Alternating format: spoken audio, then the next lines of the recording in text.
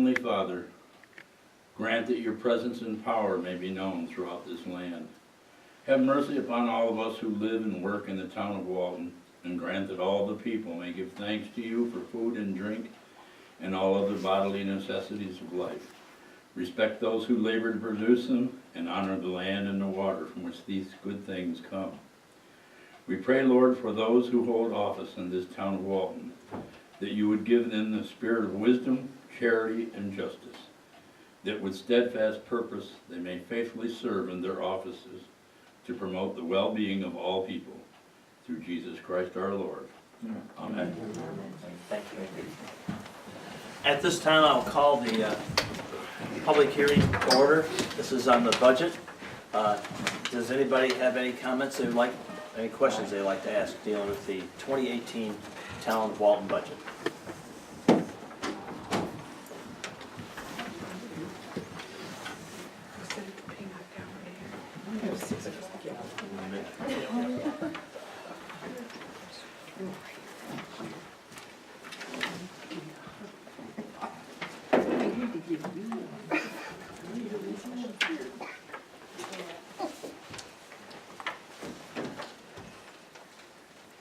We're required to wait at least 1 minute for comments, so forgive us as we wait. But if anybody has any questions, please feel free to ask us. About what? The budget. Oh, yeah.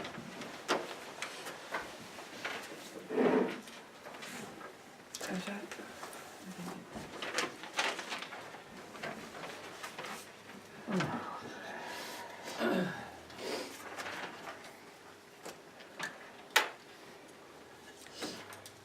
If no comments at all, we will close the public hearing at this time, and we'll open up with a regular board meeting. And to start out with, we have Mr. Eminger from ENCM.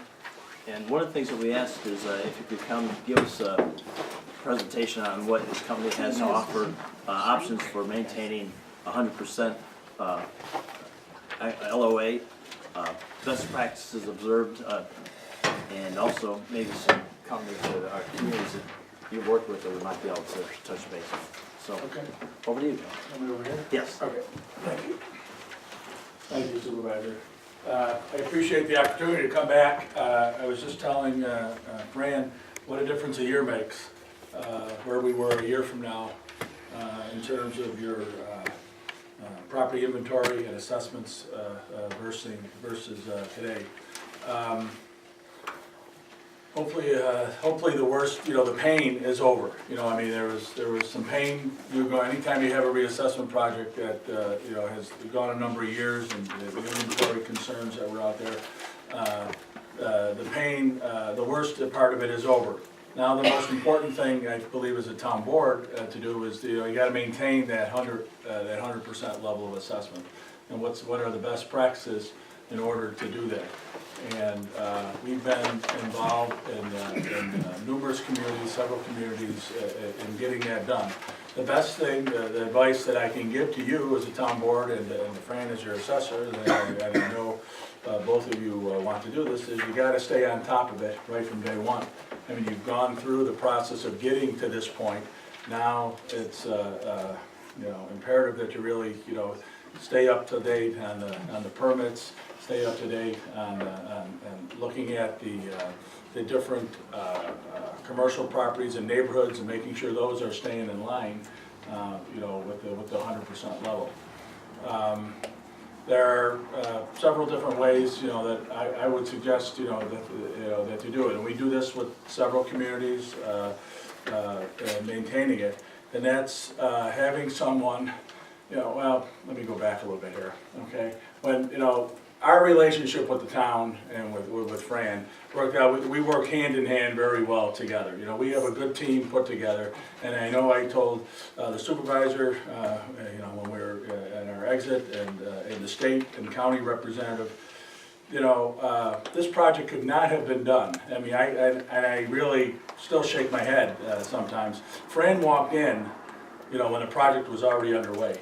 And, you know, and he really grasped everything so well. And I really think that it's, the town was very lucky to have someone of Fran's ability to, you know, to pick it up and comprehend it and work the extra hours to understand, since he wasn't in the assessment field, you know, to get it done. I haste to say that probably 95% of communities that were in your boat would not have been able to accomplish what you did, what we did, if it wasn't for Fran and the job that he did. So when we work together as a team. You know, when you hired us, and we said it when we came in our interview, we said it every day, you know, since, you get the whole package with us. Okay, you get not only the guys who are working out in the field, but you got the guys who are, you know, our tech support, our GIS people, looking at everything. You get the experience of John Zukowski, my partner, with the education standpoint, helping Fran understand, you know, things a little better. And that's the way we look at it going forward too. You know, we look at it almost, we'll be your assistant assessor. You know, if you, you know, we just don't look at it as you're gonna pay us to do one thing and that's all you're gonna get out of us. We take a vested interest in the communities that we work with.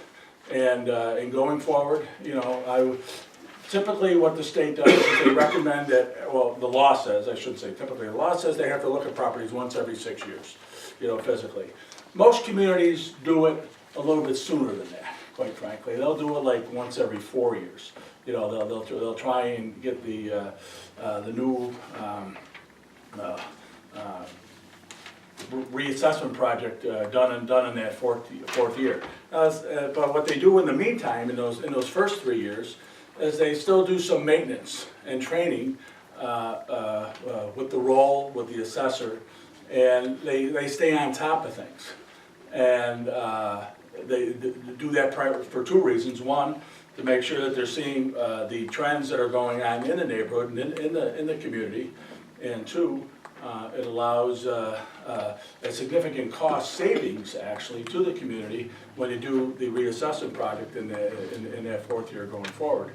So if you're staying on top of things those first 3 years, the fourth year, there's more work involved obviously, but you know, the town would see, you know, 25% savings, I believe, as where if they just did nothing for 3 years and then came into the fourth year and did something that fourth year. So I think it's important that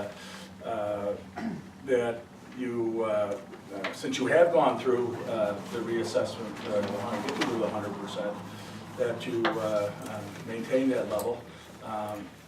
And we can do it, you know, what we do is we do a 4-year, we have to look at doing a 4-year contract, for lack of a better word. First 3 years will be maintenance and training and doing anything else, you know, that falls under the umbrella of assisting the assessor in the town and making sure they're all right. And then in that fourth year, we already, the data collection, which was a huge part of our project, you know, the last 2 years, that would be significantly reduced as long as Fran and us, if so be it, you know, we're able to, you know, keep on top of the permits, making sure, you know, we're staying on top of those. So when it comes time in 2021, somewhere in that time frame, we would do the same thing that we did for you, you know, the last year or earlier this year, coming in with the role. I mean, I can talk dollar amounts if you want to talk dollar amounts. I don't know if you want to do that. I can certainly get you a proposal. I don't have a proposal. I want to just lay out the groundwork for you. You know, looking, you know, it would be, and we can do, you know, if you're just looking at maintenance, we can, you know, we can do it that way as well. Could you just give us a ballpark, and we would like a proposal, please? Yep, okay, yep. I mean, you'd be looking at it for roughly, I don't have the number here exactly, but roughly the project was around 245, I think, 250, somewhere in that range, I think, okay? In real dollars, because you're going out 3-4 years now, in real dollars, I think you'd be looking at, you know, a $70,000, you know, savings minimum, to, you know, to engage now. We'd be looking at like $24,000 in year one. year one, that's the lowest year, because quite frankly, I think we did a good enough job that we're not gonna see, too many major problems with the assessments. There'll be issues that we're gonna, not issues, but there'll be things that we're gonna have to deal with Fran, and making sure that, the permits, so questions on permits, and, walking through that. So I was looking at 24,000 year one. For the second and third years, you'll be looking at probably 36,000 a year, so 3,000 a month. The further you get away from, the reassessment year, it becomes a little bit more work involved. It's not that bad. And then the fourth year is when you'd have the whole ball full reassessment project again. But because we've done the work in years 1, 2, and 3, we'd probably only be looking at, $100,000, for that year. And I think we'd be willing, like we were this year, we'd be willing to make that put that into the next fiscal year, actually. So it would actually be it'd be a 4-year contract payable over 5 years. So you're looking at like 196,000, for the 4 years. It's a lot of money, believe me. I know that. As some of you may or may not know, I'm the supervisor of my local town. And I understand tax caps and limitations and all that. That's why we try to make it a little bit, budget friendly, going over the 5 years. And we think that after what you just went through to get to this point, we think it'd be money well invested in the community. Could you, as part of your proposal, could you give us some communities that you've done this for, that we can kind of touch base and kind of get their thoughts? Town of Cheektowaga. I think you've already talked to their assessor probably on other occasions. Actually, Janine Mitzgibing has gone on to another community, but their assessor is Jill. Oh, she just got married. Jill Oxley May. I think her last name is May. No, it's not May. Wagner. Maybe it's Wagner. But 686-3440. That's so we maintain them. Town of Grand Island, we work on a continuing basic there with Judy Tefelsky. I think someone else who Fran may have had some conversations with her. We worked with them, and third one would be. Well, City of Tonawanda is also Judy. She shares City of Tonawanda.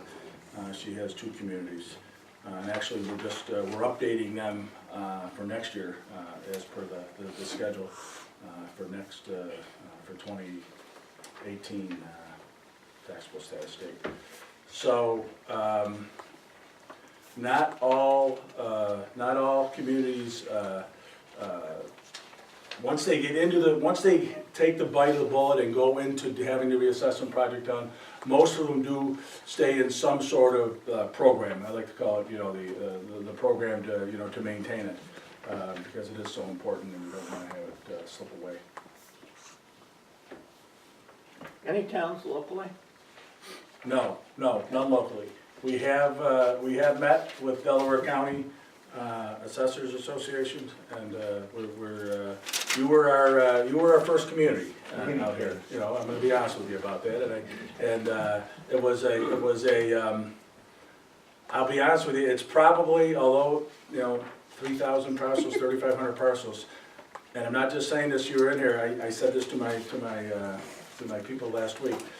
I think this is one of the best projects that we've ever done. I'm as proud of this project as any other project that we did. It was challenging because not a lot of sales, inventory wasn't great, but the team that we put together prior to this project, that worked on this project, what I believe was second to none, and you'll find in the state. And we're using this kind of as our stepping stone. To model it after for other communities to look at. Okay, I actually wasn't thinking about within the county, I was thinking about within like, 100-mile radius or something. No, we were mostly western New York. Okay. Yeah, western New York is kind of they're kind of all done. We've done a lot of communities over there. So we got to venture further east, which is why we met with Delaware County. Our meeting with them went very well.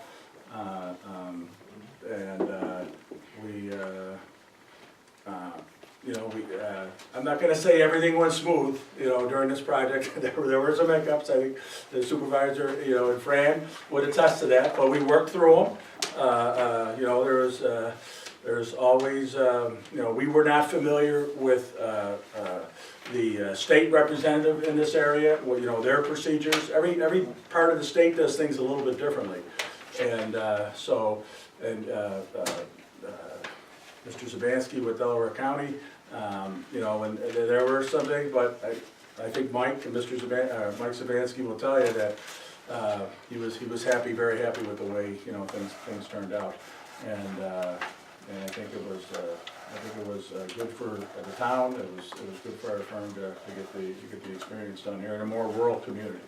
We've done rural communities before, just not east of Syracuse. Okay, thank you. Fran, do you have any questions? You mentioned Cheektowaga, Yep. Grand Island, and City of Tonawanda. Tonawanda. Are they following a similar program to what you described here for the board? Grand Island, yes. The City of Tonawanda and Cheektowaga. They did Cheektowaga, we don't do anymore. We did them for like 6 years, 6 or 7 years we did it.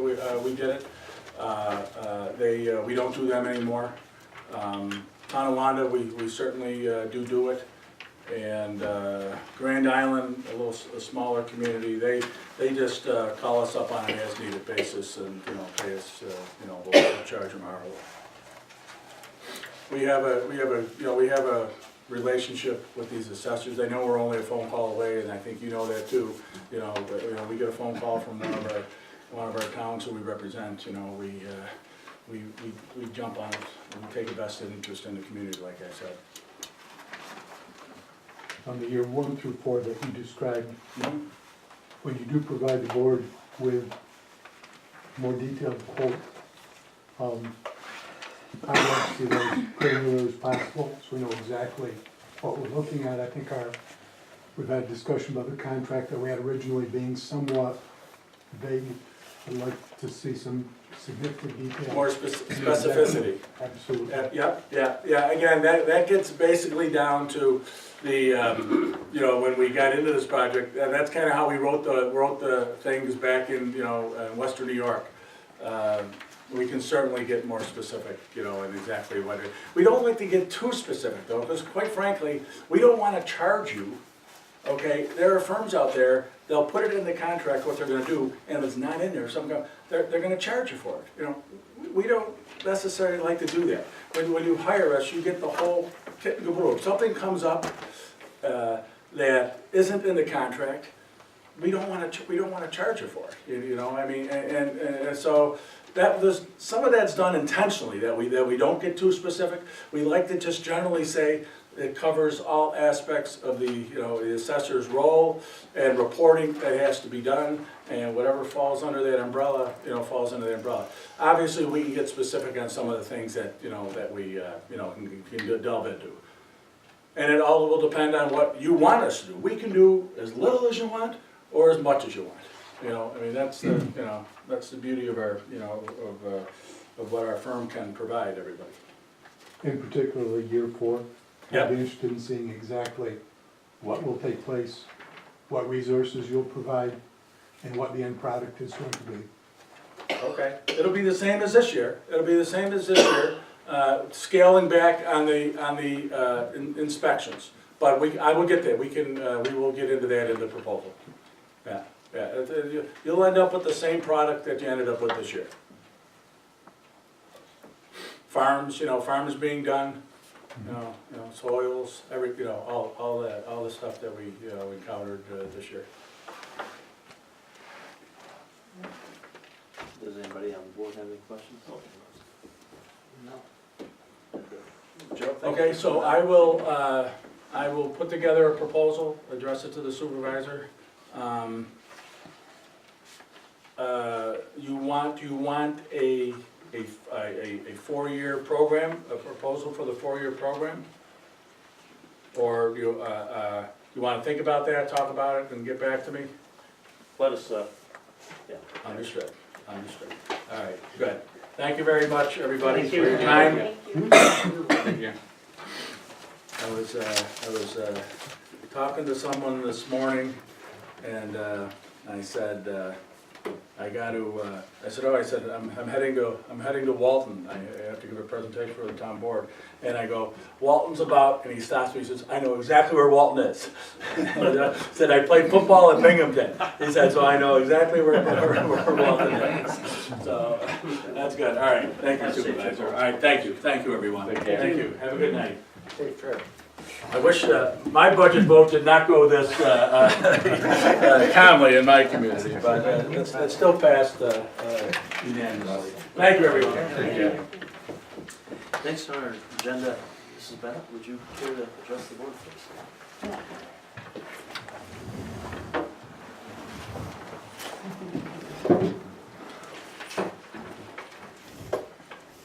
Hi, I guess everybody knows me, but I'm gonna give it for the record anyway. I'm Beatrice Bennett. I'm a former historian for the Walton Historical Society, and I've published 11 books on articles about the town of Walton. And this is my result of all this material here. It is called the Encyclopedia of the One-Room Schoolhouse in the town of Walton. If anybody wants them, I'm sorry, they're all sold out. So, and on this table here is my collection of the schools in the town of Walton. And right now, I'd like to donate them to the town of Walton, if you'd like them. I'm sure you do for your archives. Okay. I'm going to explain a little bit about some of these. Let's see. Those are my manuscripts. This is the one I want first. This one here is about the 23 one-room schoolhouses first in Walton.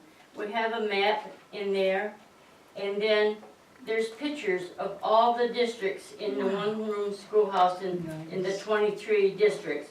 Most of them are I have taken pictures of, or else somebody has donated them to us, and they are original pictures, and they were given to me, but they're going to be in this for your archives. And this one is the joint districts. Does anybody know what the joint districts are? Okay. Okay, I want to take you on a dirt road. You know where the Back River Road is to Hamden? Well, there's a schoolhouse up there that the town of Hamden is remodeling over for their museum. Well, Walton has one just about 5 miles below there. It's dog district number 2. Well, the children were closer to the Hamden one than they were Walton one, so they went to the Hamden one, and Walton had to pay money for that family to go to that district. And so these are the district schools, the joints in the town of Walton. How many were there? And these are all pictures of them, of all the joint schools on Dunk Hill, Franklin, and Masonville. And here's some more original pictures that were given me, and they aren't going to do me any good, so I just donate them to you. These big thick ones are attendance records for, this one is from District 1 through 12, and they're all records of all the districts. Some of them are 1920, some of them are 1800. And this one here is attendance also, and it's District 13, which is Dunk Hill, and these are all got attendance records into them.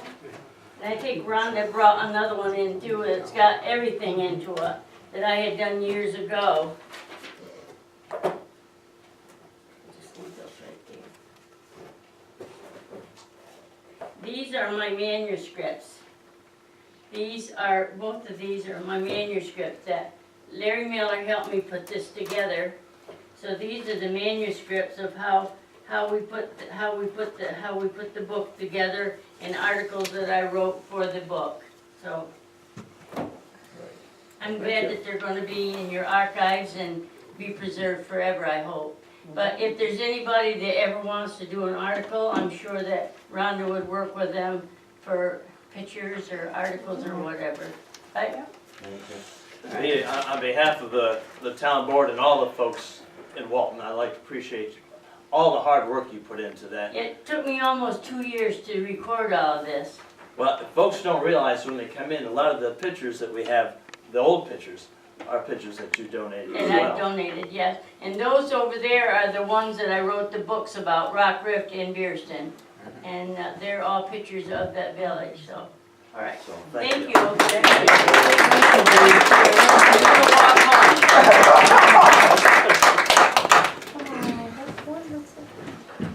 Okay. I went to Stanford, so I think everybody's had a chance to see the minutes from our past two meetings. That's the October 2nd and October 23rd, our special board meeting. I'll go ahead and entertain a motion to approve those as published. Motion I make made. the motion. Motion made, go ahead. Second, thank you. All in favor? Aye. I'm Passed. confused with that. Thank you. Okay. Floor time. Would anybody like to address the board? Yes. Please. I wanted to read into the record here. Could you The- state your name, please? My name is Kathleen Hayek. I'm a citizen of Walton. Recently, during my campaign for town council, I posted the concept drawings from Place Alliance on my webpage, on the Facebook page, and on several group pages around Walton. And I just want to report that it reached 3,821 people. It was seen by 2,000. In other words, they clicked on the photos and looked at them. It was shared 17 times, and I collected 150 comments. It also had some reactions. It had 38 likes, 5 loves, 5 wows, 1 laugh, and no angries. Okay. So compared to the 100 people who attended the workshops in the first place, I think that's an extraordinary reach. And I would suggest that the town council start their own Facebook page and update their webpage to something a little more modern and with a broader reach, and possibly start an email list so that you can get announcements like budget meetings and things out. These days, there's a lot of movement around here trying to discredit local government, and the more transparent we can be, the better off for our town. Right now, the county supervisors are under fire from local groups because they don't allow public speaking at their meetings. Thank God Walton does, but I think we can go a couple of steps further. And that was what my campaign is about, and you're going to keep hearing me state these things over and over again because I think it's to your advantage and the town advantage to do so. Thank you. Calm down over there, Bob. I think there's a spirit in the room. I think he wants to read the book. The children from the school. To Yes. follow up on the concept drawings, additional, besides what Kathleen has posted online, we have hard copies at the National Bank, Wayne Bank, at Community Bank, at the Credit Union, at Feather and Stone, at Big M, and at Danny's. So folks that want to go and take a look at them, please do. Feel free to give the mayor or myself a call, or any of the board members, to give us your thoughts. We were going to have a public meeting to discuss those this month. Due to scheduling problems, we're probably going to have to slip that to December. But again, there'll be an opportunity for the public to come back following up on the July meetings when we had the workshops and folks gave their initial inputs. Are we still paying the joint? one, and that's what's got scheduled to happen.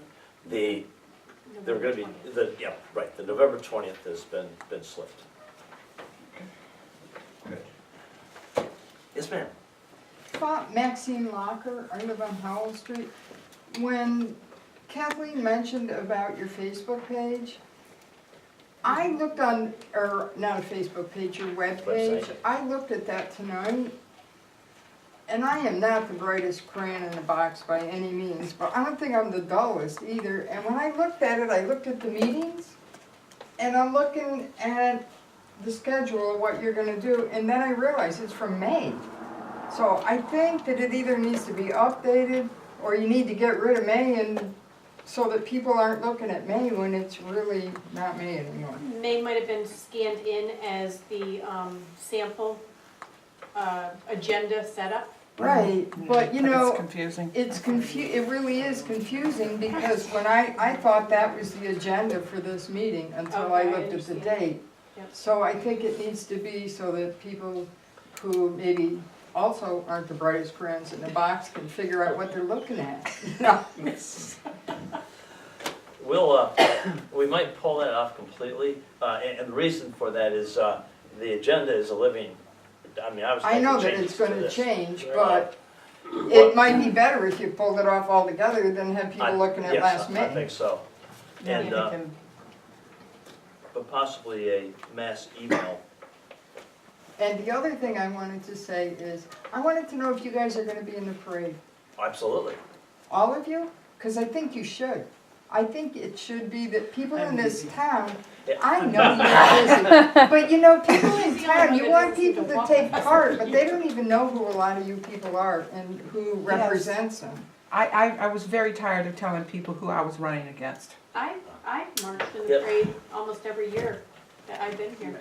And so it's And then I used to as a trustee, but, yes, Mark's it's, done a lot of them and too. do the slack. It's been as, you know, some nights I work on Monday night, There's that doctor. or some Thursday night right now.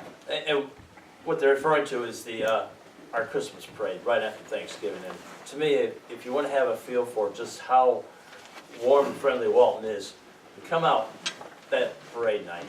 The folks are just lining the streets, the youngsters are thrilled to see Santa Claus come to town, the Christmas lights are on.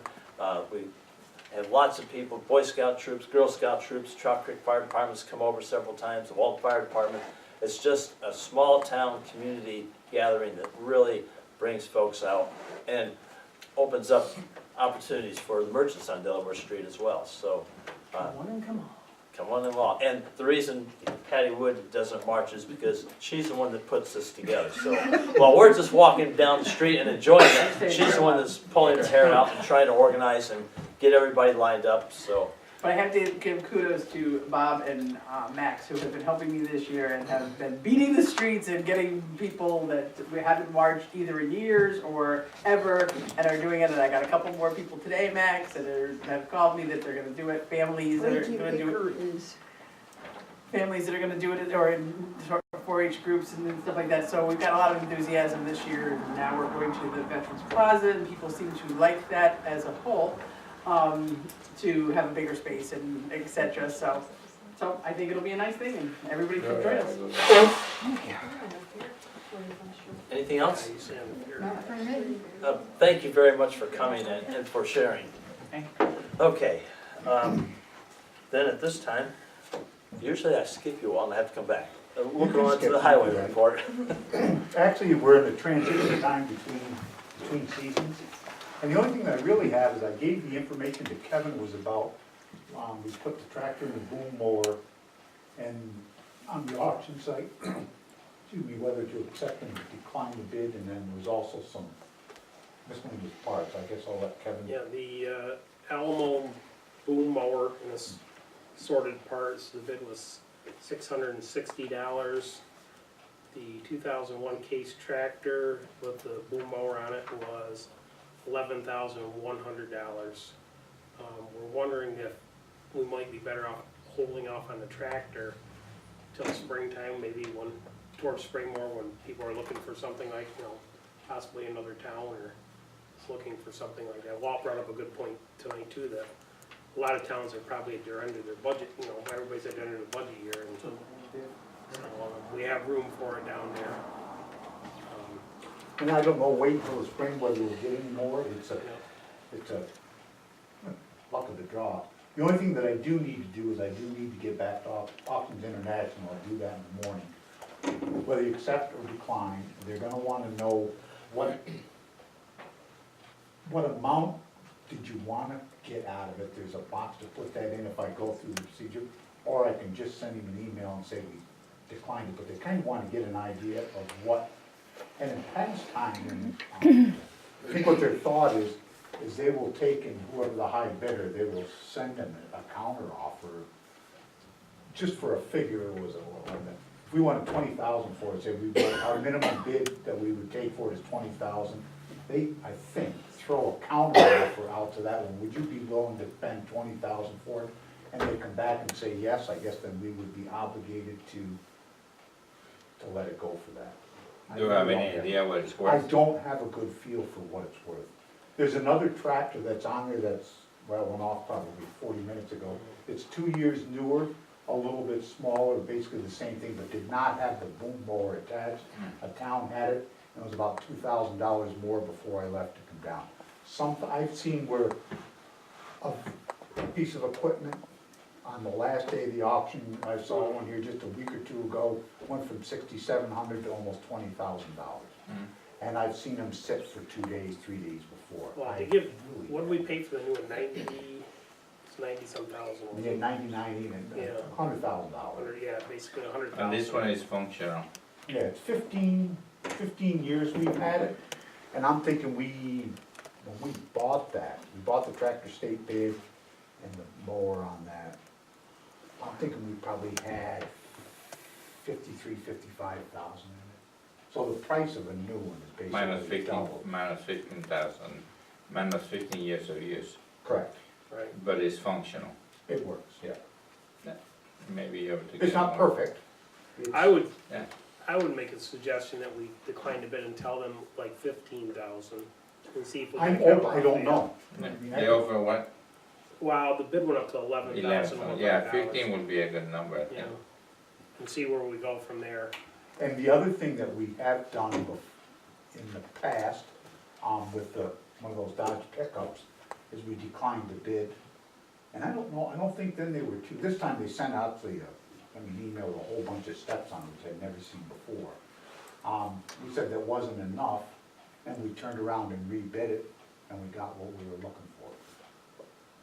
I think that's a fluke, I have no guarantees, I remember as a kid going to an auction I was working on a farm, and we're out there, and a fly went by, and the farmer went like this and wiped the buck off his nose, and he almost bought a manure sprayer that he wasn't looking for. Yeah. I mean, that's not the way it is here. What I'm saying is, you never know, you never know what's going to happen. That's probably full. So I will Since- take and, Yeah. I'll reply to him Yeah. and say that, decline the bid Yeah. and. So I'll make that into a motion that we decline to bid on the tractor and boom mower, and we accept the one on the assorted parts. So you don't wanna put the 15,000, option in there? Right, right. You are or you're not putting the 50? We will, yeah, I mean, Walton. Well, we have to Decline put, the you have bid to and make then- that as part of the, Right, yeah, yeah. Okay, so let's decline the tractor. Yeah.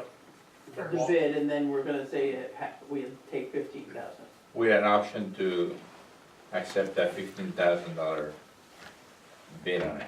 Okay. Not a bid, it would If be he a, comes back and I find out that they will accept, the other individual, whoever bid on Yeah. it, was willing to do that, you're given yes, Right. permission to say, yes, Yeah, yeah, yeah. to look I at agree. it, And I'll does- look at my Oh, She'll motion. make it, sheall make it sound right. Yeah. Kevin Yeah. made a motion, who's second? I did. yeah.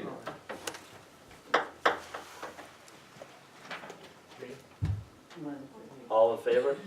I'm- Aye. Aye. Opposed? Passed. And I'll then give let's you approve that back. the boom mower by itself, and we're The accepting that, parts. We're accepting The that, parts. Oh, yeah, assorted, parts. Parts, because the tractor has a boom mower with it, so this is a separate parts that we had, yeah. It's everything else that worked for an Alamo, so we didn't have an And we'll- Alamo, it wouldn't make sense in keeping it. Yep. we'll do that, motion separate. Yeah. So I'll that's- entertain a motion that we, I'll make a motion. motion made for the parks. Second it. Second, made in second. Any further discussion? If not, all in favor? Aye. Aye. Opposed? Pass. Okay. Keep reading. Okay. That's it. Wow. Unless you want me to rattle on. I don't see any sense in it. Town clerk. You turn it off, I turned it the wrong way. That's your signal there. You're up. All right, everyone should have a copy of my financial report. I wanted to go over, I know you discussed this at last meeting, but currently right now, we have 78 dogs that are past due. And I just wanted to give you an idea that that's equivalent to $729 of lost revenue. I'm actually getting ready to send out second notices for October, but I've decided to hold off, because I fear that if tickets are not gonna be issued, that this is just gonna be an additional expense. So I know everyone was gonna come back with ideas, and how would you like me to proceed? I don't have that many for October. I think we have 12 that I have to send out. They're persistent. Don? Yeah, that was it, you're right. So that's where I am right now. I think the simple answer to that, Rhonda, is just more effort on my part. I know we talked about, strategy. There isn't a big secret strategy to come up with. It's just simply more effort. So, and since last discussion, I've started in that direction. So, I want to get through the lists. I have the list that you put out, last week? Yes. That you put out, so I want to get back through that for the new ones that are on there canvassing. And then we'll get back into issuing tickets and moving forward. Is there I a was- point if they're delinquent that you take the dog I can't transport a dog right at the moment because of your truck? because of the truck. So, And I would also. yes, there is a point. I mean, at any point in this process, I can go take the dog. You're gonna be spending $60 to make 10 at that point. Because we have to That's house the the issue dog. with that. Can I go to that after? But I'd also Tuesday? like to work with the court clerk as well, because I know sometimes tickets have been issued. They've come to court, taken care of the ticket, still have not come in to license the dog. Right. So And I don't know maybe we what can the get on a fix is better- for that. They don't do that at the court? No, they plea, and then they pay the fine, if there's a fine, issued Do to they them. They should realize not- that they're not paying? That, I don't know, and I think I need thinking to that talk to the court clerk They and should let not them be able know. to pay the Fine without the paying fine the without license. paying, without registering the dog. Yeah, That's so I think that's just a matter of, And the Or- problem, talking with them. to be the devil's advocate here, the problem with that is if you give them the ultimatum, you have to pay for the license before you pay for the fine. They won't pay for either, the ones that just absolutely are being hard at it. I was at court the other night, I did talk to the judge. We did issue one warrant for a failure to appear. That process, finally have them comfortable with doing that, so that process is in place. I mean, people need to understand the real reason for the license is the vaccination, it's a public health issue. And, if they're not going to take care of the animal by vaccinating them, so on and so on, then they're gonna have to give Rufus up. Right. Well, there's a couple of dogs that I'm reading about on Facebook, which means I don't really know what I'm talking about, that people aren't walking their dogs anymore because these dogs are always getting out, blah, blah, blah, blah. This is village, so I don't think it's dogs that we're talking about, I think it's 78. But what happens with those? I mean, they're out all the time, and if you catch them at the time, then that's when you take them? If I catch them at the time that they're out off their property, at large, unidentified, whatever, yes, I can catch them. Because they say that these two dogs get out all the time and that they're kind of vicious, and that people are stopping walking their dogs because they've gone after them. Is this the Mead Street dogs? Mhm. Yes, I have been there repeatedly. Those same people that are complaining, even if the dogs are back at their house by the time I show up, these peoples that are complaining give me a statement, I can go issue a ticket and make it painful for these dog owners. But they They don't just, want to. they don't want to. I have dealt with those dogs, Can you take the statement Or on Facebook, cause I've seen a lot of them complaints, there. That's public, right? you know. They Yeah. don't wanna go. Set up a camera, Yeah. a trail camera. I've, for probably That's 2 enough. years, and, not for nothing, but I don't find those dogs to be vicious. But that's neither here nor there, they're out nuisancing people, but, as soon as somebody sees a dog that looks like a pit bull, it's automatically vicious. And I personally don't trust pit bulls, but at the same time, I've dealt with these dogs, like I said, repeatedly. They might lick you to death, but. Steve, the letters that we normally send out for November, do you think they'll be far enough along that we can do that without? Well, like I said, I'm going to, yes, I'm going to, again, I did some canvassing last month. I'm gonna take the new list that's out. I will start with the most recent additions to that list. And then start working backward till I get through that, and then, go back to the head of the list, and that's where, you know, I'll start issuing tickets. And it's, you know, the whole, I was doing that for a couple of months, and maybe 50% success rate, actually tracking somebody down and handing them a ticket. So, I mean, there will be some success there, yes. We can get it pared down, it's just, like I said, it's just a matter of effort. Again, for the folks that are watching this online, reiterate what the doc said. Big part of licensing is to ensure that the dogs are vaccinated. It wasn't too long ago that we had a dog that had been bit by a rabid raccoon. And without knowing that it was licensed and vaccinated, we didn't know if people were exposed and just how bad that hazard would be. So it's not just going through the administrative, it's very important, it's a safety event, it's safety. So that's why we push this so hard. So it's important that folks get their dogs registered, get them vaccinated. I called you this fall, that a friend of mine had gotten bit by a dog, and they didn't know who the dog was. The dog was acting funny, and it bit, you know, and rabies isn't anything to mess around with. Nope. You know, I mean, especially when you don't know who the I dog can is, and attest they to found that. that out. Yeah. You know, thankfully they found it out, and it did have its papers, but it took a while to know that, and, you know, that's scary stuff. Okay, Anything else, Mary? I do, I have a couple more things if Kevin will allow me. Where's your timer, Kevin? If you'll notice, the lights in the foyer, we have one more that's gonna be coming in.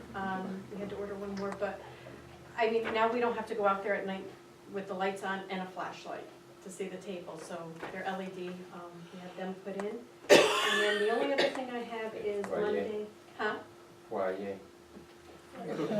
Monday, December Could have 3rd, speak I French. will be at a New York State Regional Conference for the day. I actually go up Sunday and then back, so December 3rd. That's all I have. Okay. I didn't have to use it at Yeah. all. Mr. Dutcher? My turn? Your All turn. right. We talked dogs to death, so that's that. The supervisor pointed out to me that I didn't send out my code report, which I thought I did. So, it's in your email. And everybody's got a hard Yeah, copy. I was gonna say it's in our packet. Nothing, as far as that particular report goes, nothing new and exciting. I do want to talk about, and forgive me, all of this discussion, the address has already slipped my head. Lower Third Brook, you're probably familiar with it. There's a, 7 something, yeah. There's a, vacant and condemned single-wide trailer on the premises and a barn that has been collapsing and continues to collapse. The barn actually was identified in the Third Brook plan as a structure that really needed to go away for flood issues, so that it doesn't end up in the stream and clog up in the Ogden Street Bridge. I started to make some good progress, had sent notice of violation to the 2 owners of record. and that got some response. The one owner, it's a long history. As I understand it at this point, it's now just one owner. It was two owners, but one of them was someplace else. Apparently, he gave up his half of the property to her. She got a dumpster on the property approximately a month and a half ago, and it might have 3 items in it at this point. So there really isn't any progress there, and I would just as soon not sit and wait on this any longer. The barn continues to collapse. If we get any kind of a heavy snow, parts of it are probably gonna end up in the brook at that point. So, you know, we're at the point where I issue the ultimatum, either you take care of it or we will. It's a dangerous structure in that it's partially collapsed. Somebody gets in there, hits the wrong thing, it could be on top of their head. And they've had lots of time here. Oh, they've had plenty of time. Is the trailer secure? The trailer, to the best of my knowledge, is secure. The last time I was down there, it was secure. The porch on the front of the trailer is partially collapsed. As I understand it, there's holes all through the floor inside. It was the same place that the owner was running some sort of a puppy mill. The odor that comes out of that place in the summertime is just absolutely horrendous. And it still is that way, obviously. She hasn't occupied it in quite a while, but something needs to be done at this point. So our options now are to go ahead and give her ultimatum, take it down by X date. Yep. Or the town will. Or do the it town and- will do so, yes. And bill you. And bill you, yes. What kind of time frame do you give them? In this case, I wouldn't give her any more than 30 days at this point, because I've given her plenty of time in the past. And Like I said, it's like you said, if snow is gonna come in and if they're gonna collapse with the Yeah. snow, then Yeah. that's a good It's thing. also gonna get more expensive to do. so I just need direction from the board in terms of, you know, if, and I know that she does not have the wherewithal to respond to a notice. I mean, that's just the fact of the matter. I think the reality is, we're gonna be taking it down, taking both structures down. So we need to also look at bids, because she probably not gonna do anything for the demolition and removal of that and disposal of it. So if we Yes. pretty much know that she's not gonna do this in 30 days, do we have to wait 30 days or we're this far? I into still, November? because there's been quite a pretty good time frame. Like I said, some other things were playing out, there were some other people that were actually trying to Okay. purchase the property and assist her with all of that. That's kind of fallen apart, so I can't wait for, you know, I can't wait for her to make a decision as whether or not she's gonna sell at this point. So, yes, I would start, I think Carly would probably agree with me, I would start with a fresh 30-day notice. You know, it's unsafe structure, you got 30 days to take care of it, just to cover our backsides from a legal standpoint. Well, but when you say call, it's unsafe, it has to be removed, or it's unsafe, make it safe? Well, it's, And it's the just notice, things. you're right, the notice reads, that it's unsafe and you've got 30 days to, either make it safe or remove it. Okay. Are we talking just the barn? We're talking both structures.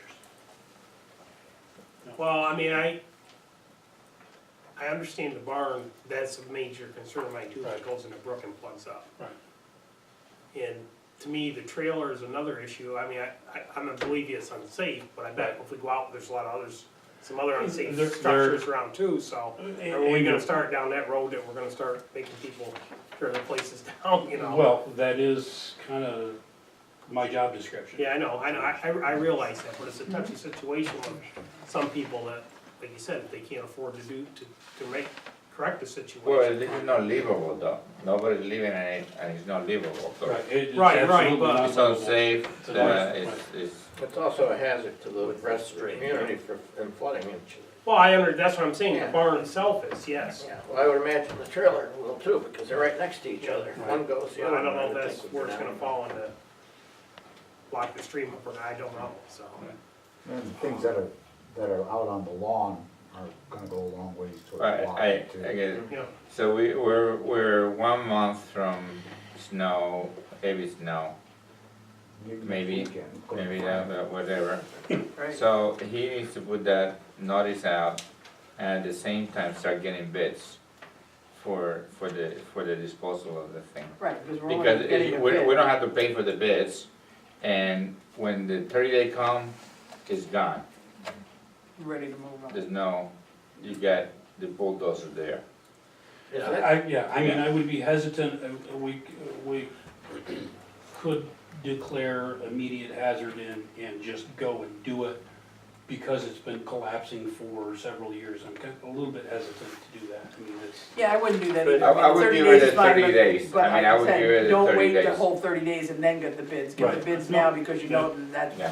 be proactive. yeah, that makes sense. And it, you know, something like this, as far as the weather goes, I don't think, you know, even if we got a foot of snow, between now and the time it actually came down, I don't, size of equipment and all that sort of stuff, I don't think that's an issue as far as weather goes. With removing those structures and disposal is gonna cost a few $1,000. So we need to put a motion to approve this. Well, there's a And I think dumpster Kevin's there. question was, is the trailer sufficient hazard to the stream and to the public that we need to take both Yes. down? And I think there's your answer, so. So I make a motion that we approve this, seeking the motion, the Seek the bid. 30-day bids. notice. Well, yeah, we put a 30-day and put the bids out. Separately, yes, we have to do them Yeah. separately, approve the motion. Well, no, it can be all in one because we're not actually approving the bids until the bid comes in. So we Right. may have to have. We're a not special So we approving can that say amount. approve the We're not approving 30-day the amount notice, yet, and then but, we'll seek bids next. But that You're gives making him that- the authority to go and talk to the contractors out there Yeah. about it. Are you making the motion? I'm making the motion. He's making the motion. Okay. I second the motion. Any More discussion. More discussion? Well, yeah. Dead horse, but, I mean, I still have a problem that I'm sure there's other properties out there that we could deem unsafe. I mean, we're gonna go down this road, we're gonna start You don't wanna get to Taking- the point where we're taking buildings down, and then Right. also we're gonna own a bunch of property because people aren't gonna pay their taxes on them, and then we end up with them. I mean, I understand the point with the barn, that's immediate concern, but I think we really need to think about the rest of what we're doing, taking this trailer and stuff. I don't, none of us, and I believe you, Steve, but none of us have personally, have we seen pictures of it? Do we know what kind of, I think we're jumping the gun. I've You been probably by it, have, I've okay. looked at it, Right, because it's up above the fire station. right, so it's I know where actually you're fire talking district, about, yeah. but I just, It's right I down in think, there. below the rather old than dam. do something in haste, we ought to think about what we're doing. I mean, I don't have a problem with doing the barn right now, because if that's gonna, it is right next to the stream that falls in, but the trailer's another separate issue, That may be something she can afford to, some people come take it Well, if from we the did the rentals, barn, I then don't- she's gonna pay for it if we do it anyway. I mean, she's gonna end up paying for it if we do it anyway. Not if she doesn't have the money, But, we're gonna end up with the property, so, alright, I see what you're saying. I mean, all we can do is put it on our tax bill, I assume, right? Do we have the means to do that? We don't have the means to do that. So, that's Actually, the another, county will end up with the Huh? property. The county yeah, but will that's end up another issue too, so now all of a sudden, we're gonna start spending, Yeah. it's not cheap having something taken down and paying a tipping fee at the dump. So we start getting rid of a trailer. So we can bill them for it, but what you're saying is your concern is that they don't pay it. What's our? Just like with the grass cutting deal, So I was gonna say, So, but we pay. How much is, toward how much that is amount. the property that the trailer is Which they on? can't pay. How much is the property worth? How many acres are there? It is a 5-acre lot. Kind of where you see the buildings is what she's got on that side, and then she's between the stream and 206, Right. is the other half. it's probably not much of it's buildable, is it? No. No, I mean, it was one of the things I was looking at in terms of a mitigation project was to subdivide that property, we or somebody get a hold of the park by the stream. The other half, we basically relocate her to the other half. I went out and took a look at that. You could probably squeeze in a trailer and a septic system on that upper side, but not much more. That was one of the solutions that I had worked on way back when, but. There's a county program that I just heard about, and I'm still trying to learn more about it, where old trailers, they will replace. So if that's obviously an unsafe trailer, if, is there, I think I cut you off, I apologize, Steve, but is there room enough for a trailer on the 206? We'd have to take a close look at it. Like I said, it would be a tight squeeze. Are the taxes on this property is up to date? Best of my knowledge, they are, yes. But there's no one But limit. But there's no that one- program, one looking. if you pull the trailer out, and put one right in the same spot, grandfathered. Unless it's, And the other question is whether or not she wants to do that. I understand she does, she is willing to sell, but that's for the purposes of getting enough money to vacate the area, go south. I know from personal knowledge that there have been some reasonable offers made to her, given what the property is, and she's looking for double. So, One question for you. We have a thumb on our excavator. Can we tear it down? Probably. But also, we bid out every spring for an excavator with an operator. Yeah, I know. There's a dumpster right there, size of that building, size of the dumper, I think 8 would fit into B quite nicely. Okay. Could we bury either the barn? you know, I've looked at that, I've considered it. On site? Problem is, a lot of that is in the floodplain. So if you create a bunch of raw dirt there at the wrong time of year, you've got a potential issue for the creek to relocate itself. That would be one of the concerns that I had. That, and, you know, if you bury, there's not a lot of buildable area there. If you bury, that's that much more area that you've taken away from being buildable. But if the dumpster is there and we could get down the barn and beast into the dumpster, it's not gonna go in the creek. I don't think This that, winter. I don't think we should use her dumpster. She's paying for it, so we Right. can't. But we could, with one of our trucks and our excavator, we could take it down or It's not something. that expensive. And to as get a Steve dumpster. says, the time of the year. Yeah. You know, I don't mind helping out, but I guess should we be tearing down the building with plows?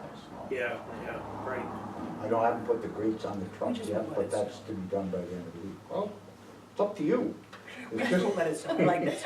okay, well, I was gonna say, I mean, I don't have a problem with not sending them out plowing, but I'll give you my cell phone. Yeah. I have your cell phone. No, but I mean, so that, no, I will give you this so that when they call. Yeah, no. You can tell them, no, not Especially your hours today. of the morning. You're probably still up. So we have a motion on the floor, made and seconded. Any further discussion? Well, I think maybe we should change that motion to not include the trailer. So It's you're in both. moving to amend the motion to, I think if the first problem is the barn, maybe we take care of that person and see, first of all, if we do that, we'll see if she pays it.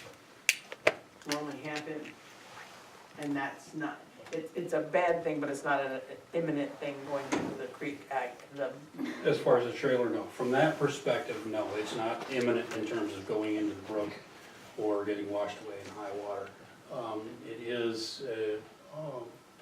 It is an unsafe structure. Once that property becomes buildingless, I guess for lack of a better word, it would then be something that the city could acquire, right? Is it big enough? I don't know, don't they have an acreage limitation? Yeah, because it's in the flood corridor, I don't think. Well, it's in our area, we picked where they couldn't buy, so. so, Let's do that.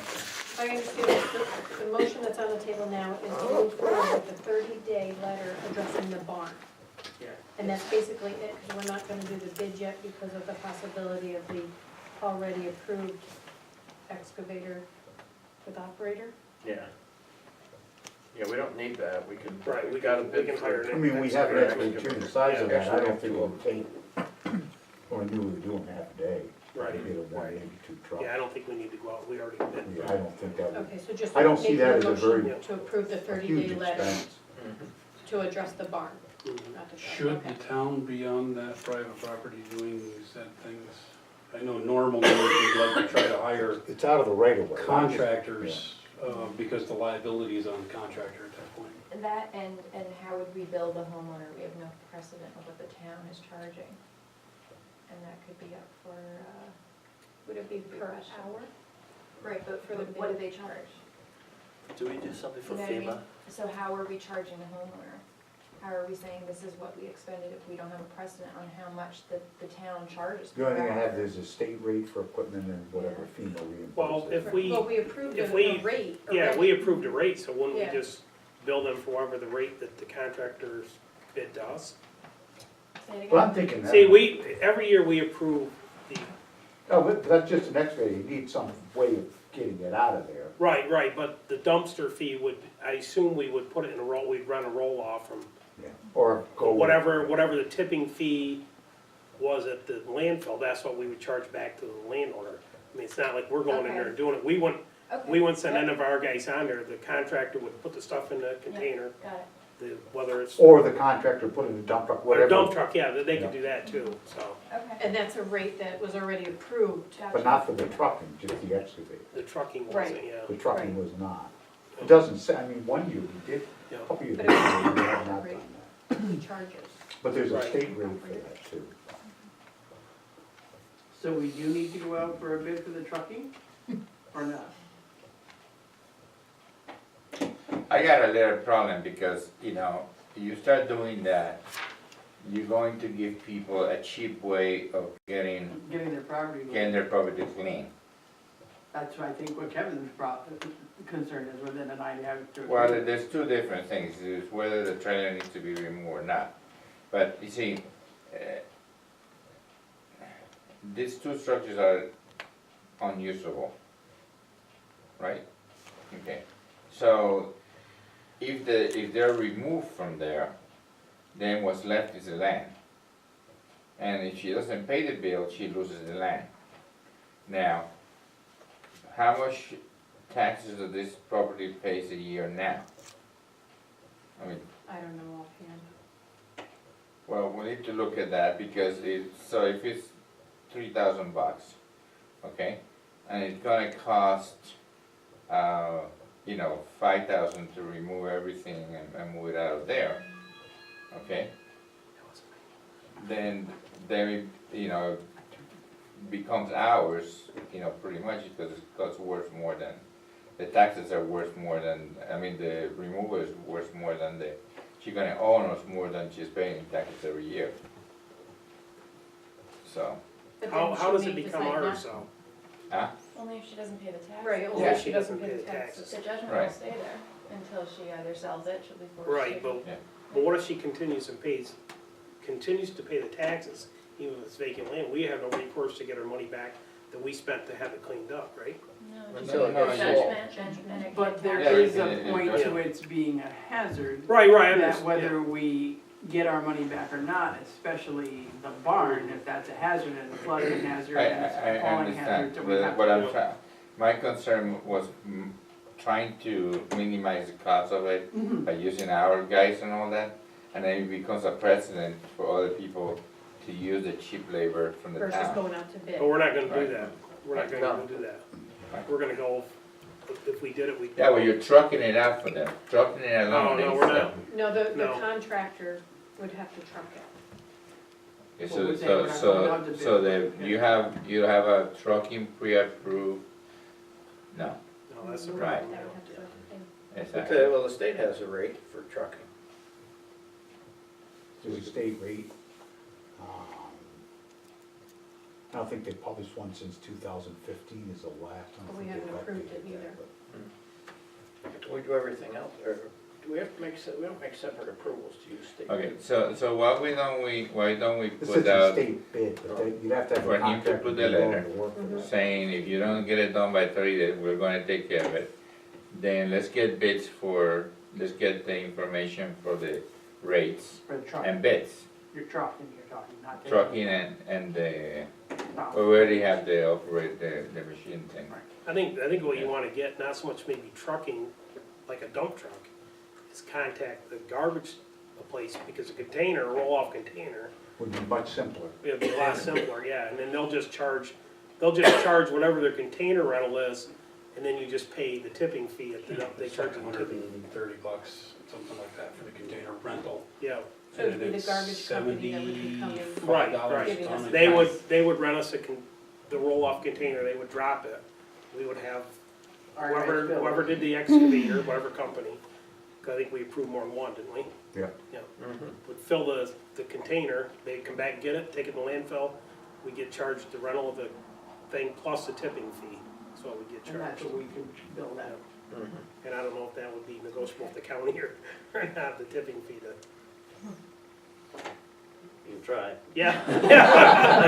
I'll always ask them. But that was. We are the host community, you know? So we're going Serve to, notice.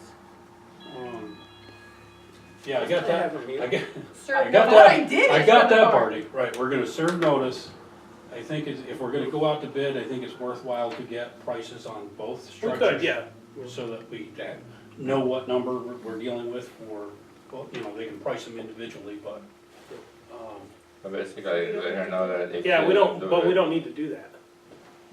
We're just gonna get the roll-off, fee. so roll-off you, fee. so we're not gonna go seek a bid, we're just gonna plan Right. on using our Our bid we already have, our our excavator. excavator operator bid Yeah. and the roll. Get a roll-off Yeah. fee. But now this woman comes back and says, okay, I wanna take care of this, are we gonna have an amount that we are gonna know what that would be? What do you mean? I mean, like, However long the contract is. She's gonna have 30 days. right, but she To said, either- I don't have a way to do it, so I'll let you do it so that it's It's done not a and then I pay negotiation, it's them. not a negotiation at that point. What I'm saying is that she's gonna be expected to pay it at the end, and she says, I don't have a way to do it, so do it and then I'll pay you, are we gonna know how much that is? Well, yeah. But we're not gonna give it Not that till it's number. done, no. We wouldn't, Patty, we wouldn't No. Until know. it's done. No. We wouldn't know until it's done, because we won't know what the weight is, or. But I don't want it to be, well, okay, then you know, take care of all of that and I'll just pay it at the end, because Yeah. I otherwise guess we'll be in that business. To Yeah, answer your that's what I'm question, saying. Patty, I mean, that would be up to the board at the time that she receives the bill. If she were to approach the board and say, look, I understand, and, you know, I can only do this in payments, or whatever the case may be, that would be up to the board. No, to I decide was whether they concerned wanted that to do they'd say, well, I'm not gonna take care of it, go ahead and take care of it, I'll just pay it, I don't wanna be in the business of demolition, you know what I'm saying, so she needs to take care of it herself, or we'll take care of it Right, and then right, we. it's one or the other. Right. yeah. Okay, Do you have that on that? so, Is that recording? Yep. let me recap, I think what we've got, or do you wanna do it? You wanna do it or no? What I have is that, the board is gonna move forward with a 30-day letter addressing the barn. And if that is not taken care of, then the board will move forward with contracting the excavator with operator and getting a fee for a roll-off container or containers, This slide too. okay? And I had I don't know if he wants to, I still had a motion with Dr. Rod and Wood seconding it. As amended, As which is As amended. amended. That's fine. Are you both okay with that? Yeah. Okay, any further discussion? If not, all in favor of the motion as presented? Aye. Aye. Opposed? Passed. Anything else? Oh, I hope not. Then we'll move on to, with our assessor being here, I think you've all had a chance to see the assessor's report. Do you have any questions for the assessor? I think your report's very well done, very informative. I'm pleased with the format of it. I just wanna say thank you, Fran, because, Edmund hit on it, but this would have been a whole lot worse if it was not you, and you really hit the ground running, and I don't know what other, company does, but this was more painless than I thought it would be in the end. Probably not for you. But I thought it went smoother than I expected going in, and I think that the credit for that goes to you. Thank you. There is some assessor-related information that I'd like to discuss in executive session, so Fran can stand for that, please. Okay, so that brings us up to the supervisor.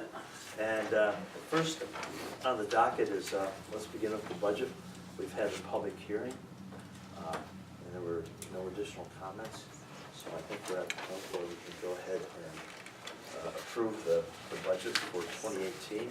Just to recap for the folks that are watching online, the budget spending down for 2018 budget is down by 2.67%, or $51,513 less. The tax levy, which is the amount of money we have to raise to pay our expenses, that's down by 2.61%, or $33,307.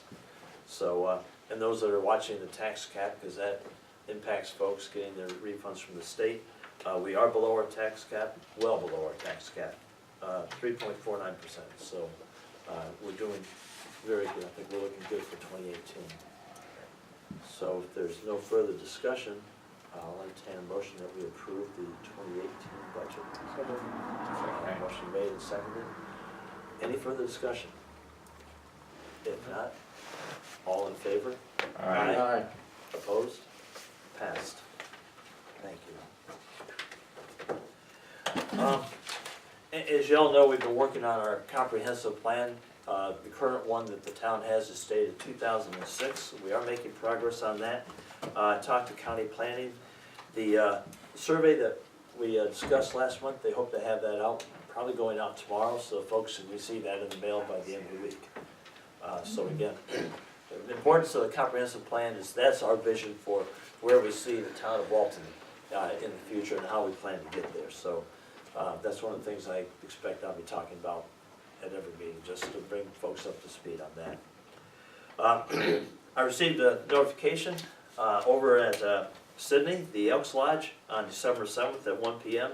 They're having a Veterans Appreciation Dinner for the area veterans. So if there's any area veterans that would like to go, again, that's 1 p.m. on December 7th at the Sydney Elks Lodge. Last year, we approved a Cold War tax exemption for our veterans, and that's something that needs to be done annually. It's time to do that again. I sent you all a soft copy of it. Any discussion on that before we move forward? Clarification on that. That now is available to be open-ended.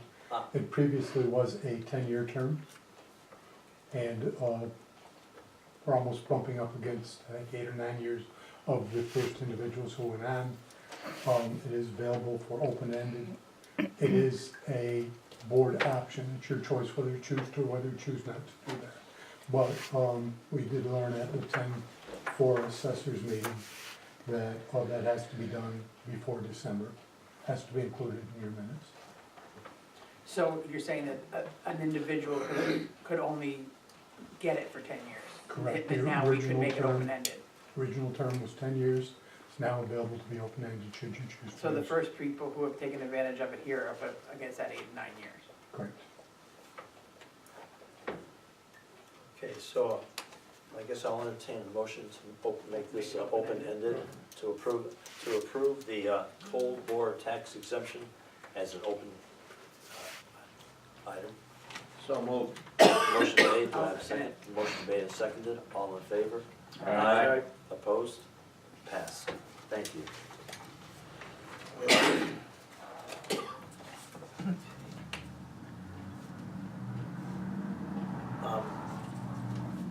While we're on veterans, I want to thank you for doing the tree down there. Lots of good comments on Facebook and in person, when our people talk to each other, about how nice it looks and that the veterans that I have talked to have appreciated it. Thanks. And while we're talking about Christmas decorations, I saw a Kevin, you led a team putting up decorations all up and down. You did, Delaware you, Street. I wasn't done yet. Yesterday. So, Not again, living thank yet, you. but. One of the things that we have is a contract with the Village of Walton towards our annual contribution for Austin Lincoln. It's for the 2017-2018 contribution of $30,000. Again, this is something that we do every year to help offset the cost because a lot of folks in the township, not just the village, but the township, use Austin Lincoln. It's good for the whole community. So I'm requesting authorization from the board to go ahead and sign the letter and So, motion made and seconded. All in favor? Aye. Opposed? Passed. Thank you.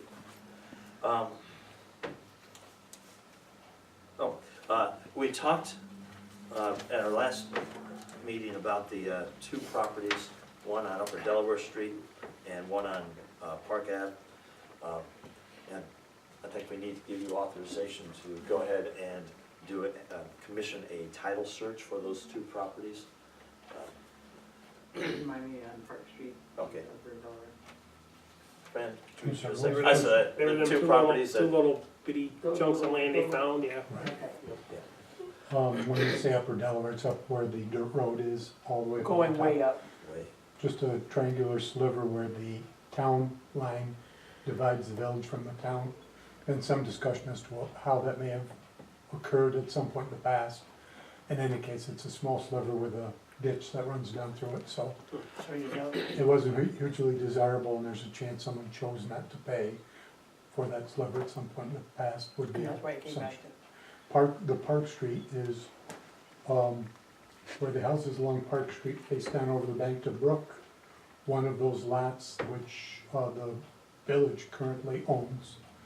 I believe when we were kids growing up here, that had a line for the fire department that ran up through to provide water from the brook. I don't think that's there any longer, but there's a chance that that was just, not properly Deeded. transitioned or deeded at some point, and it may have been another one of the village's lots. Not greatly desirable because it's about 90 degrees. Okay, thank you. So I'll entertain a motion to authorize the attorney to commission what's the title search for those two properties. So move. Motion made, do I have a second? Second. Motion made and seconded, all in favor? Aye. Opposed? Passed. When you say commission, I don't do No. title searches. No, I don't know how much it's going to cost. Do we need to have a ballpark? Do we need to have a cap? Because I have a feeling it's gonna be quite complicated as to figuring out who the owner is. I mean, I can give you a ballpark estimate on what I've seen, because I do, Yeah. you know, some real estate. But I don't know for sure, and I don't know an abstractor could tell you for sure how much it's gonna cost, because they don't know what they're getting into. You know, how far Could you- back do they have to go, Yeah. and, okay, go ahead. yeah, if you could get a ballpark figure for it, and yeah, certainly, Okay. we don't expect you to do it, you'd be going to a title company to. Yes, to- okay. So that's, All right, and do you want me to ask multiple title companies and compare? prices? Yes. That would be great. Okay. What would happen if we didn't do it, if we just didn't take any action on them? The bill, where I did see a mishandling in this initially, if Pam had told us about this, we could have probably titled these to Village Town, made an informed choice. They simply titled them to the Town of Walton. Right. And so when bills came in, we had the two properties. I was aware of one of them, the one up on Upper Delaware. Did not get the information on the other one until after the fact. But at this point, they're on the Town of Walton's books. Town of Walton So owns is there, them. I mean, obviously they're not worth much, they're both, so is it even worth us pursuing, doing anything with this? I mean, I really don't see, Copies of the deeds. I don't see spending hundreds or thousands of dollars to Copies find of the out, deeds and from the then county. we're still stuck with the land because it's, Right, of no I value tried to looking. anybody. My suspicion is that there was, and correct me if you disagree, that there must have been some boundary line adjustment or a subdivision, and it wasn't included. So I don't think anyone owns it, and no, so, or perhaps a boundary line included it, and it's the neighbor's property, we don't know. But my theory is that there was a boundary line adjustment and it was omitted. But we don't think that there's anything wrong with the property and like contamination or anything like that. We just think that it kind of got lost in the shuffle. And about. So there's, how big are these two? The one on Upper Delaware Street is small, it's what, 15, 30 feet? It's like 0.08 acres or something. So I'm saying it's not worth waterfront. Well, the waterfront issue properties. is that right now we're paying taxes on it, right? Huh? Right now we are paying taxes. We're not paying Nobody's- taxes, Nobody no. pays. No, so Do it's we just, own it, do we We don't have to pay county nothing? on it. County, estate, nothing? no. It is, Are we the sure town we of own Walton, so I would think, I'd have to double check this because this is my first time through this with this situation, but I would think, the, county tax, I would think there would be an obligation for it. I don't see why there would not be, but I can ask that question. Do we pay? No. We don't pay tax on any property. We don't, on this property, we don't, right? Nope. Okay, so we're exempted on that. So now, can we make an offer to one of the neighboring person and say, No, because we don't Do you- own it. They We don't, don't know. well, we own it We now, don't know. we don't know. We own- That's what I'm We saying, don't if it's but we own 30 it foot now. right, Well, If we don't they do say- nothing right now, well, we we own would it. have to To transfer really own it it, to. we'd have to do the title search. Yeah. We Then you don't have to know. have a title to it. What You I'm have saying to is- create a title. We could spend a lot of money to figure this out and And it's neighbors not say, really I don't want the making a damn thing, you know? No one's paid taxes on it for the last 20+ years. Yeah, Okay, if nobody's, excuse me for a second, if nobody's paid tax on it for the last 20 years, then it reverts to the county, not to us. So I don't see why we do anything with it. So EMPM gave it to us, said it was ours. Yeah, And and the that's county- why I'm saying, The county called me and didn't really know what to do with these bills that showed up there off of the ENPN's information when they started doing all that. And What bills? I assumed that they were the villages because of the location of them, but they mailed them to us though. Who made them to us? So we're The paying county, village taxes the on county it? prints our tax bills for us. Yes, So when they printed our tax bills, they went ahead and put Walton's address, town of Walton, on those bills. So the bills actually came you to mean us, for there's this, no for fee on this them. year, Right, for the right, so- present Correct. tax year? Correct, but we But had not never for the last passed. 20-some years. Right, They were never never- So been that's passed. EMPM's mistake, and they're not really ours, they're the county's? We don't know, We don't know. that's There- why, The property, Title that was search never needs on to the be roll done. in the past. When they went through the maps, they identified it, Okay. they assigned it a parcel number, made it to Dollar for the billing, they asked her the question, and it came back to Right, us. so okay, you got a job to do Hmm? with this thing. Mhm. Because the thing about it is that I wouldn't pay anything on it, since nobody has paid that. This is their mistake in generating this as a property from us, right? Especially when it's in the village. well, it's basically would it like be a not? lost parcel. But they discovered, so then, okay, we have to assign this to someone. Well, why wouldn't it have been the village? I can't answer that. But it Exactly. came to us, so Yeah. now it's in our name. As Right, far but as the if- tax roll goes, Yeah. the roll for the exempt properties, that parcel number will show. Whose decision was that? EMPM, apparently. But they don't have any decision to make with the tax roll, they made recommendations. Who approved the tax roll? The town approved the tax roll. Okay, that'd be us. I don't, I think the easiest thing personally, I to just do, leave that. I think the easiest thing to do is, I mean, if you're talking, have somebody else take over it, you can't do that unless we truly know who owns it. It But could if be the nobody village takes it over property. and it stays in our Like, name and we're not Fran and I paying looked at the anything, one, and why would we it pay looks like anything? it possibly, when I went through the old tax rolls, it could possibly been Walton Water Works. That's for my the Park thought. Street, Walton Waterworks. Well, That's when become a monopoly Waterworks company. went out, that was No, a it's- utility In the company. 1950s and The 60s, village that water line actually for fire hydrant. took that. Okay. They had that. So, in my opinion, that one would be more logical to assign it to the village than to the town. But now that it's in the town's name, But there's never been a deed for this, two properties, we that don't are know. lined We in as they are now. We don't know. There could be a deed. There may not That's the have point been of a the bill title to search, is us. because there could be a deed that we There don't know could be a about. deed.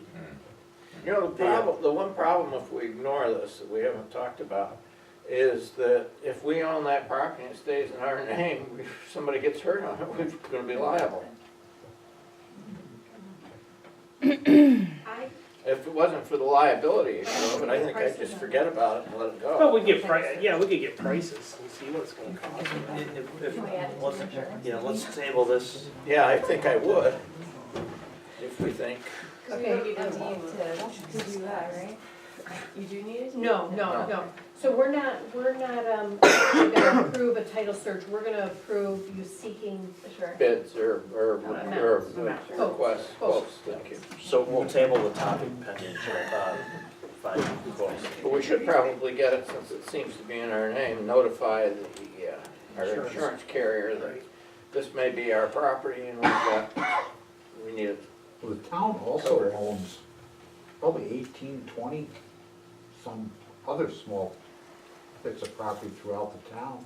All the cemeteries that are out there, if you look on the tax map, there's, Milk mows a bunch of them, but. I was gonna say Again, Going to 17, the but- same thing for liability, if somebody was to get hurt, Well, how does our I insurance have no policy, idea.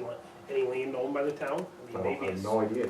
all included I in think there it already. might be, generalized. Yeah. But I mean, I just, Can a you thought just that check on came that, to Len's Rhonda? point. If it's, you don't have to do anything if it's generalized, but if Yeah. it's not, then we should make sure those things are covered. Okay. Moving on, I think you've all received from Watershed Agricultural Council, their easement. This is a request of easement, and they're looking for comments from us. Do you, board members, any comments that you'd like to include in our response?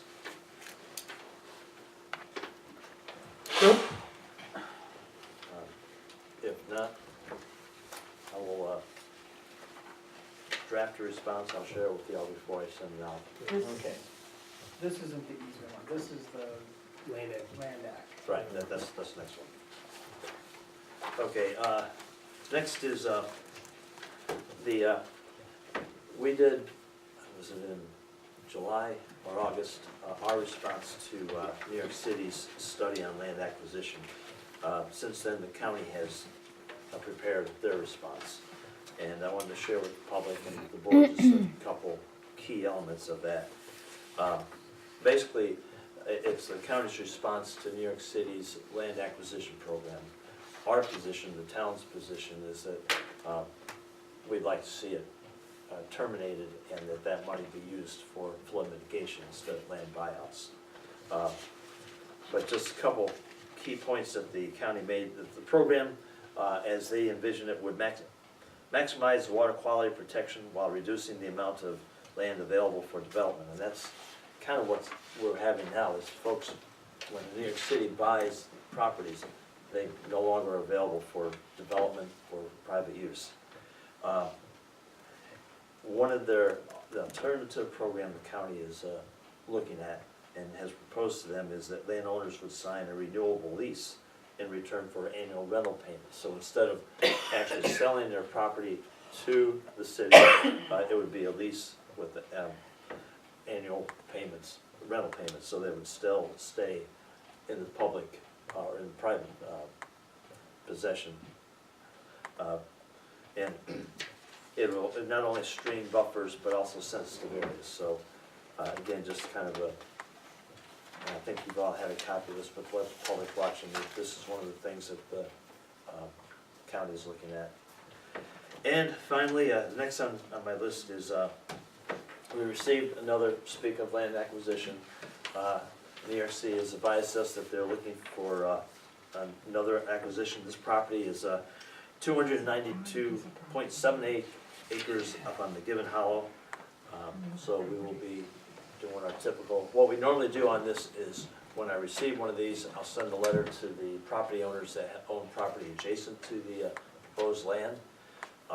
The town has the opportunity to comment on the transaction, but we don't get a yay or nay vote on it. And as we've done in the past, I will recommend that the property be made available for hunting, fishing, camping, trapping, mountain biking. Is this buildable property? Probably so. I think you've got, You've got to run right, just like we don't have any choice. The Because seller, it's a private. yeah. the seller approaches well. Looking at the contour map, some of it is pretty steep. But there is, But it's a lot of frontage too. Yeah, I was looking at, there was a lot of open fields and whatnot, so I'm sure there's quite a bit of building area up there. Yeah. so, again, that's why, again, our position was Right. go to flood mitigation and end the land acquisition program.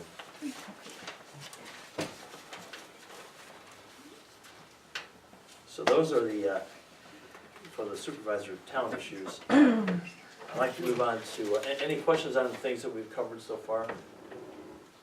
If not, I'd like to move on to kind of update on some of the things that are happening at the county. Probably the two biggest things going right now, there's been a lot of talk on Facebook, on the newspaper, on the radio, about the Department of Public Works facility. And there was gonna be a resolution last Wednesday's county board meeting to address this, and it was pulled at the last minute. My position for the town is that it's, we'd be better off going with the Hamden site instead of the Delhi site. Problem I see with the Delhi site is not only would you have to acquire the property along County Route 18, but we'd have to build a bridge across the Delaware River. We'd have to build a road going from Route 10 to County Route 18, and we'd have to acquire the property along Route 10 between Route 10 and the river. All of those, especially construction, they're notorious, bridges and roads for cost overruns. And we don't know how much, we don't know if the property owner on the Route 10 side is willing to sell his property or just give right away, or how much he'd want. On the other hand, the price for the Hamden property has come down. It was originally $3 million, they've come down to $1.2 million. So the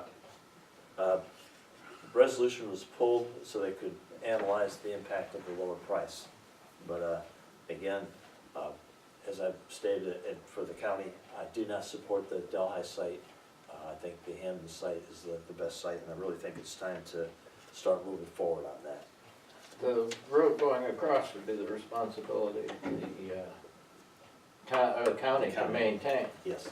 So bridges also need a lot of maintenance and are very expensive to maintain. Yeah. So the county has a bridge program. Yes. I think that's a very wise move. Is it because they want a bigger building, and that's why they want that spot, and the other spot isn't as big? One of the points that the highway committee made to me when we talked about it is the response time for the plow routes. Currently, the Delhi site takes those west of Delhi. So this would tack on additional time to reach the starting point for those plowing routes, which, you know, Walt, you know firsthand with you guys and the time it goes. That is a consideration, but again, if you look, because we don't run a 24-hour operation for our plowing, we may end up waiting 5 or 6 hours between, you know, when the shift ends at night and when you pick up early the next morning. So add 10, 15 minutes to that, it's not that big. If I might, sorry for interrupting you, but if I might, their response time the other day wasn't very good. Because I called them and told them about County Route 21 when I was going over where it was a solid sheet of ice. And it took them till, this was at 9 o'clock in the morning or a couple minutes after you Nine get. 22, Geiger, I was 3 vehicles in front of you. Okay, so it was at 9:22. It You took beat them me to until the 11 radio. o'clock to get there. And there was an accident. multiple accidents. Multiple. Another consideration they had is that the site, wherever it ends up, is also where they do maintenance on the county vehicles. So now you'd have to take in, you'd have farther, whether it's the sheriff's department, social services, community health, those vehicles coming down, instead of being right there in Delhi, going a bit farther to be serviced. It may end up kind of like what we do, often when you go to a car dealer to get your car worked on, they give you a loaner car. You may have to have a pool of loaner cars to compensate for the employees while their vehicles are being worked on.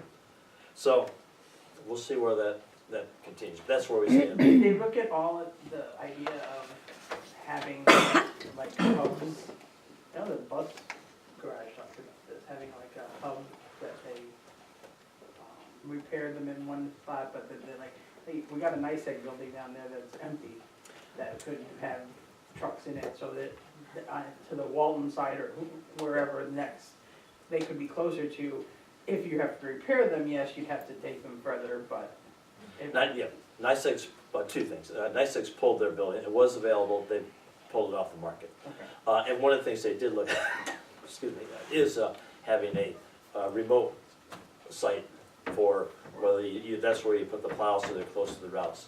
But then you got the additional expense of now you got two facilities to be manned instead of one central location. But that is one of them. When they did the cost analysis. Versus the cost of a bridge and maintaining it, Oh, that's yes. probably cheaper. It would have been, but one site, Hammond site, would be cheaper than the multiple sites. So they pulled it back, they're gonna do more analysis on it. The other thing, and it's been a while since we talked about the mental health clinic, but I like to bring folks up to speed on that. It's been well over a year now since we had our last public presentation here regarding the mental health clinic. Since then, we've been working, trying to look at the different sites, but to kind of bring folks up to speed that may be watching for the first time. Originally, the county planning department came up with 44 sites throughout the county that had adequate space to facilitate holding the mental health facility. When they started coming up with criteria to limit that, such as proximity to the hospital, to the police department, emergency squad, utilities, they narrowed it down to 3 sites. There was 2 in Walton, 1 in Delhi. The Delhi site has, they determined that that's inadequate space and utilities, access for utilities, so that's off. So the 2 sites in Walton that they're going to be considering, one is at 243 Delaware Street, and the other one is at 43 Fancher Avenue. This Friday, they'll be doing some test digging to do soil tests to see what's there. So folks will see that the equipment on both those sites. Decision hasn't been made.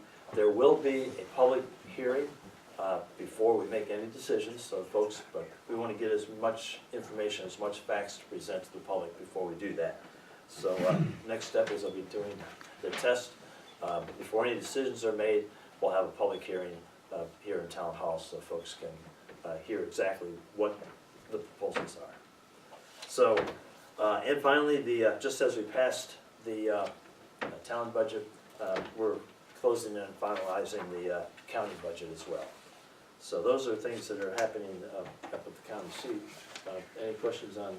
So what was exactly the reason why wasn't good in Delhi? Because there's a hospital there too.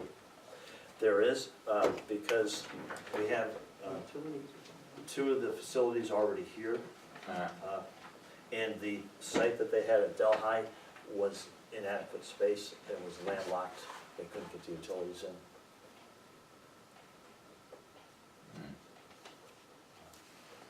Landowners that own would not be willing to let the utilities, sewer lines and such, water lines go across the property. Some of it was empty, but it was a conservation, I think it was a conservation easement or an agricultural easement, one or the other. So even though it looks, it's there, taken off the table, that they couldn't do that. But Anything else? If not, let's move on to committee reports. And, Where are we with the guidelines for use of veterans? You know, I had some ideas wrote down, but I didn't bring them down with me, so I I'll- we emailed at one point. Yeah, now we've been emailing back and forth, so. okay, any other committee reports? This is really not one You wanna, So yeah, we need to talk about the tree from the school, which we approved last month. We didn't talk about size of the tree. Apparently, the proposal is for a bigger tree than what I envisioned, which would be beautiful, but I have some concerns about anchoring it and making it safe. I don't know how to do that. I mean, I have no idea how to do it. I don't know whether you two can give me more information. Guy wires for a 35-foot tree, guy wires would be the only way to go. I don't know how you would, But what do you attach them to? you'd have to pound some anchors into the ground and yeah, I just, you know, that's a huge liability that the town is then taking on. You start sticking something that big up in the air. Well, and tripping over the guide wires. Tripping over the guy wires, Have I to mean, dig that's something. put a, I don't a think metal conduit to put the trunk into it too. And, you know, this time of year, the ground is wet, it's gonna stay wet, and it stays particularly wet down there because of the silt loam layer underneath that the water doesn't perk through. You start putting heavy machinery down there, you're gonna have a mud bowl. One of the things that I talked to Roger and the school board president and one of the school board members were online too when we were talking, that the possibility of not going on the grass but trying to dig the anchor hole from the pavement. So that's, you're right. On Stockton Avenue, you can see where they're putting in the gas lines, a lot of vehicles sinking in, staying on the asphalt. So you're talking about like on the side of. On the side, yeah, Family Dollar. Family Dollar? Yeah. But, and whether a tube, whether it's a culvert, it would be temporary, they'd pull it up and reseat it, put it back the way it was. But if we still need the guide wires. If you're going with I a think tree it's that set tall, The yeah. tree has to be that tall. Um, I wasn't under the impression that the tree had to be 35 foot tall, because you can cut the tree off to the size that you want. Correct, You but cut the that's what bottom they're off. looking at, that's their, right. Well, I know bare telephone pole anchoring, because we used to do this all the time, building obstacles. Kind of the rule of thumb is 10% plus 2 feet. So if your tree is 35 feet tall, you're looking at 3.5 feet plus 2 feet. Digging down. That's how deep your hole needs to be. But that's a telephone pole. But that's a telephone pole that doesn't have branches on it. And the wind can take it, it isn't Right. as less, so you're talking about more than that. Right, so, you know, even a 20-foot tree, you're still probably talking 5 feet deep. You know, one of the thoughts that I had was, depending on where you wanna locate it, I mean, you can lay down plywood to protect the ground, you bring in an auger truck, and you poke a hole with an auger, that's the least invasive way of doing it. Put in your culvert pipe or whatever you're gonna use. I mean, that's essentially how that flagpole is erected down there. It's a culvert pipe in the ground. You set the flagpole in there and fill it up with sand, and that's how that flagpole is held in place. It's held in place with sand, not concrete. Yes, sand. That's So if between you, the conduit if you put two Right. anchors, if you put it off the road, let's say if you put it off River Road, off Water Street, reach over with the auger, make a hole there in the middle of the property. For temperature? Put it there, put two anchors on the concrete and one in the concrete pad of the, over by the gazebo over there. Really. The problem that was with the doing way. it at that Water Street end, because I said that too, but that is what gets wet. So if it's wet, you could have a lake, and nobody can approach the tree to light it or anything. And, or I would think that that would make it more unstable. Yeah, If there's the wider if the it's ground, the worse standing it's water. gonna be, right? I think another thing too, and I mean, It'd be green though. I had some calls from people and I really don't know. Never put up a tree like that, but it's one thing putting the conduit in and getting all that and getting it straight, but how do you take the tree and laying down and get it set up and put into that without destroying all the branches? I don't know if any thought's been given to how that's been. Do you put the cables that are They have around to bring that? a crane And and, pull, no, I'm Right, serious. yeah. I mean, they just did it in Rockefeller Center. I saw it last night on the, you know, they had that. Yeah, I mean, it'd be, Little, yeah, with that, but Yeah. how, it has to get the base at the hole and, you know, kinda do it the way, without destroying, the way My they built thought the of this pyramids when we and pull it discussed up. it was, like, they were gonna buy a tree from the fire department, that the fire department got a little money to begin with, and it was gonna be a bigger tree, but it was gonna be something that could be put in a vase, and it's a temporary thing, and it's only, yeah, you know, 15 whatever. feet or something like Right. that, yeah. But what is the tree that's already there? That's gotta be 12, 10. About 12 foot. We had a 8-foot ladder, 10-foot ladder, 10-foot ladder, and it's still above that. so And about- it's supposed to be a student project, which means they have, they can't get on the ladder to decorate the tree. I mean, certainly you can have parents or adults helping them, but I don't know, I love the idea of the kids being involved and wanting to be a part of it and putting it up and doing the decorations, and I love the idea of all of that. I was not thinking the size of the tree that now is being discussed, and it just worries me, it's in the middle of nothing. If the wind comes and takes it, Which it does. Well, the other problem too is we have a tree there. So Veterans Plaza, we have a tree there that's decorated with the and this lights. I mean, isn't something that's gonna happen every year, because that tree is going to become bigger. right. I mean, I This don't is know, only a is it temporary something fix. that, you guys just put lights on the tree, right? Yeah. I mean, is it something that they could use that tree too, I mean, some kind of decorations down our veterans, or? I mean, we could work together with them to do the tree that we have down there. I mean, I just think it's kind of funny that we have a tree in Veterans Plaza, and now also we're gonna put a Well, they wanted 35-foot tree that's gonna bigger overpower tree in the middle, Yeah. so it was kind of, holiday. well, what did you just say? Can't say. Rockefeller. say it. Rockefeller Century Yeah, yeah, and stuff. yeah. I saw it on the news last night, they just put it out It's a there. winter tree. Now it's you, job. I don't know the answer, it's not very festive for the tree to come out. No, especially if there's somebody under. we don't have an offer, do we? No. So, So then now we're Well, we get the incurring offer, get a expense, crane to load it. which we don't need to do, and this was not the point. Well, wouldn't we- they- it's not they- because it wasn't the point of the town I think incurring they any need expense. I think the fair has a 12-inch caliber, but again, 12 inch is not gonna be enough for that 30 feet. Gonna be Could too they- wide. Could they kind of redirect their focus a little bit, do some decorating on the tree and do some decorating on the pavilion? And incorporate the pavilion into this? I would certainly. I mean, I think I mean, that would tell give, us what they want to do that. that would give them enough acreage for plenty of people to have something to decorate, you know, wrapping. Why instead of a tree, they don't put a skating ring right there? I'm not joking. Yeah, well, Huh? We already have. I agree with Steve.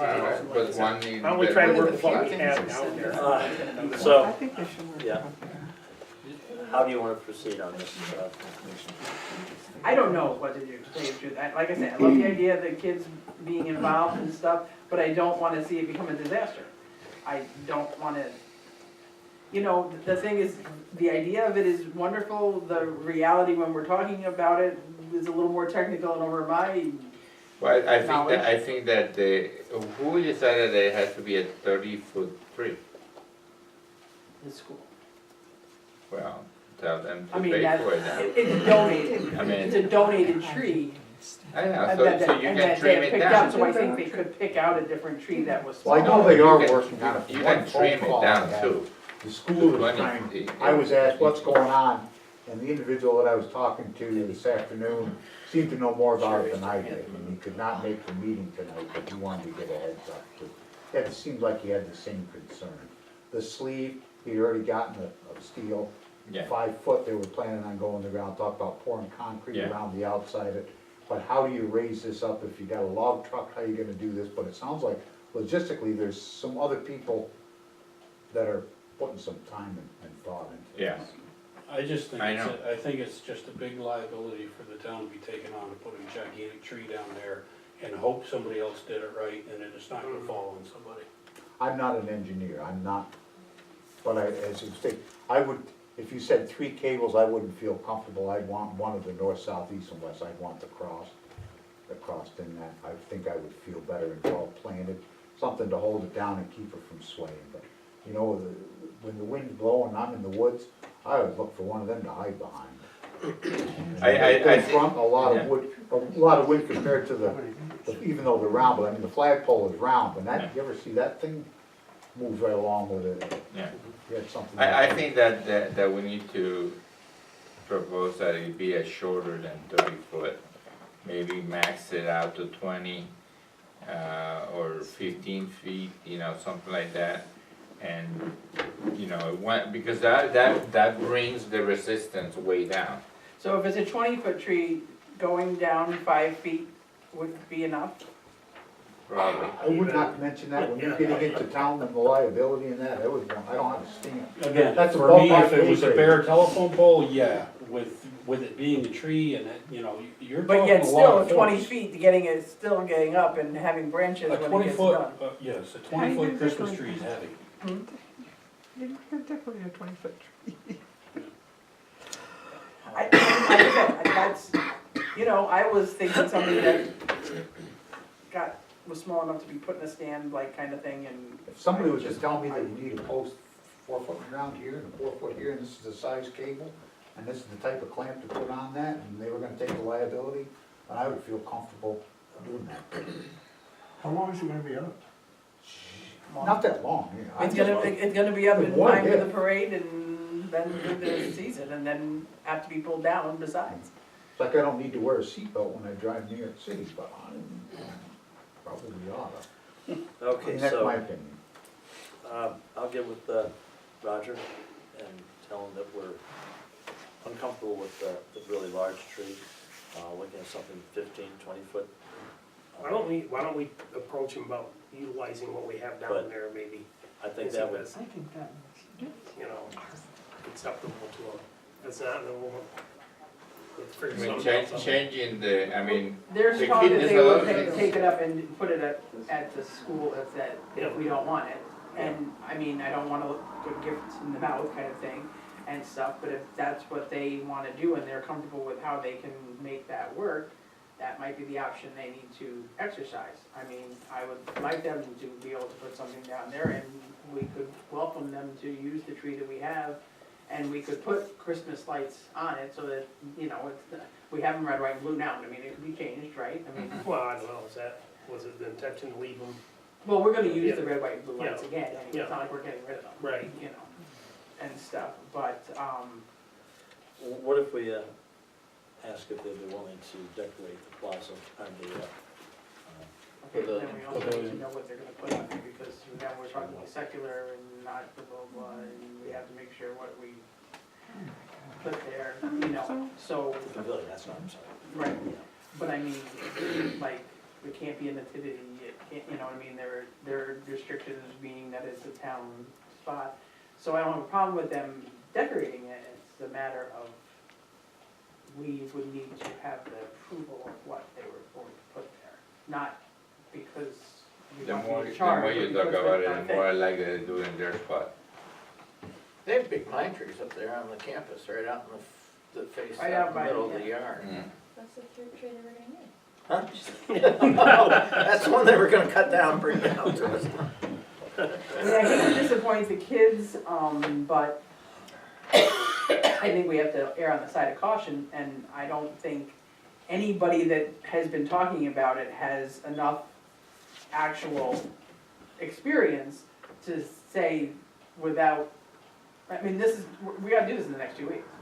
So, I don't think anybody has the experience with that size of a tree to be able to give us the answers that we would seek to say, yes, this is really gonna be safe. That information could be gotten. And probably be a 2-week turnaround if you do those parameters and go with Yeah. the quote unquote expert. just coefficients of link for everything, I imagine there's one out there. Well, I've looked online and For a mere Just call the guys $800, from Rockefeller for a Center. mere $800, They you can can tell pay an you. engineer and get all. That's where I was going. Is it sense of board then that we should withdraw? this year. See, I mean, next year the tree will be, that there will be bigger anyway, and maybe they want to. It's unfortunate, we seem to always end up, you know, with having 4 or 5 different groups that wanna do something to help the community or advance things. And they always seem to end up arguing with each other about where they're gonna do it and what, you know, they come up with these plans that are not realistic, such as the 35-foot tree. I don't think this is an argument, and I don't want it to be an argument, I just think that the idea of it was great, and I never thought of the size of the tree. I never considered that it would be that high, and then the logistics of making it that high, you know, and stuff. I mean, I think it looked cool there, but it has to look more than cool there. I think a denial on a second tree with the offer of using what's there, the tree and pavilion included, and at least give them an opportunity to say yea or nay. Yeah. Or another option might be if you can reassure us with an engineer or something saying that you can put one on, Sure, the indemnify other us. side of that, yeah. But I hate to get into that, but. I know, but that's the No, way it's the not my world choice, works I'm out, just- you know, I it's mean, all my that's 3 the cents. thing, and Well, like I said to Roger, you know, that's not good Forget for you. about indemnification, the issue is what about if the thing goes down and Somebody gets people get hurt? I mean, how horrendous would that be? I mean, yeah, okay, liability, but the issue is, Right, you want it I'm not worried about the liability as much we as are I'm worried to- the fact that, God we are forbid, to it's an actual to disaster. enjoy it with nobody getting hurt, No. you know? I'll go up tomorrow and talk to the superintendent. Okay. I'll let I'll address it with the school board president as well. Now, we have kicked around some things to put in that pavilion if they don't wanna do it, so that it will look more expensive than just the little tree, you know, which is not that little a tree to begin with. And stuff, which we can do if they don't do it, so they just will give us an answer, we can go from there. Okay. While we're on the subject of that piece of property, I've noticed, actually I noticed probably a week ago now, some fine citizen or another decided to completely take out the corner fence. Yeah. I haven't gone and stopped and inspected it yet. I'm sure that the corner post is snapped off completely. Yeah, it's splintered, I can see it. Yeah, I mean, if we're gonna fix it, this year probably should get done, because it's gonna require a little bit of digging, new posts, put it back together, and if you would like that done, I will try to make it happen before deer season opens at about 7:30 on Saturday morning. After that, I'm out of the net for a while, but, so if you would like that repaired. I also think that strip of pavement that's there between the Veterans Plaza and the smoke shop is technically our property, It is? yes. Their property line is basically the footprint of that building. I'm not really interested in repairing that corner fence or any of the other fences once or twice a year, because somebody's trying to square in there with a vehicle.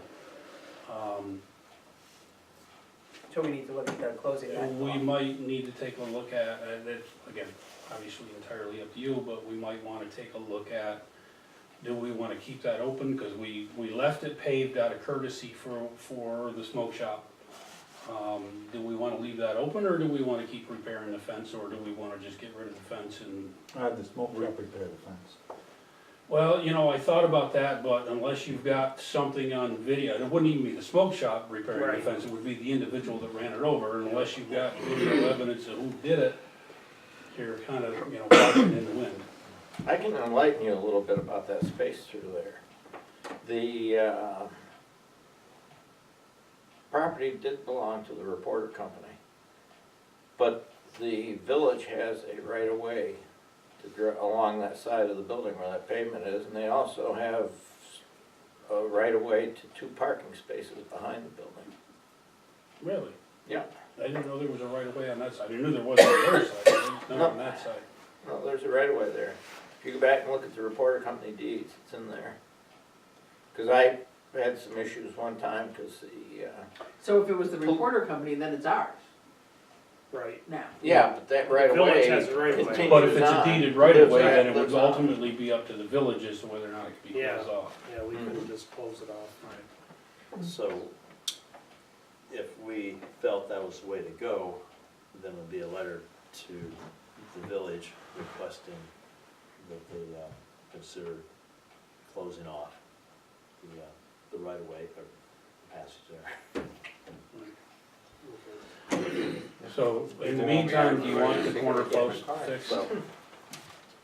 Or do you want me to just pick it up and get the remnants out of there for now? I think it could be picked up Take for it now up. and get out of there. Yeah, Because I mean, winter time coming, it's gonna be, yeah. I know they try Plowing to, and- yeah, Gonna get hit again. yeah.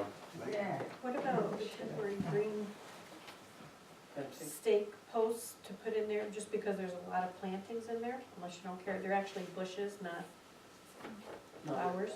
They're iris. No, right in No, front there's of that's all bush. 4-H did some plantings in there when we had our event down I'm there. just thinking, like, they're higher, and there might be, what, $2 I'm to stick thinking in there. boulder. Boulders don't break. Yeah, there you go. Don't know when to hit it. Boulders crush plants, though. Yeah. We had talked about that early on. We could advertise the bluestone industry by bringing down a big piece of bluestone parking on the corner. It's just a shame, I mean, I like, it's It nice looks to have very that, nice with that fencing. that stockade fence there. I always wanted to put one on the other corner, so, you know, because of a little label that way, you gotta have equality there, so, you know, I wanted one on the other corner Well, of course, we're gonna have a plan for that whole thing. someday. At some point anyway, right, I mean, that's the problem with doing the tree, with doing the monument. We're trying not to piecemeal it, we're Right. trying to have a group, you know, Okay. a plan. So what we could do, with the village's permission, for the right of way, is put one of our planters on either side of that passage, that pass through. And, so if something came up that we had to get through, Right. it's still there. By having that to stop the traffic, then we could put the fence back there. Right. All right, so I'll pick up what's there for the time being, and then I guess if you want to get a letter to the board or to the Think about village, that have a tomorrow. discussion. We'll think about that tomorrow.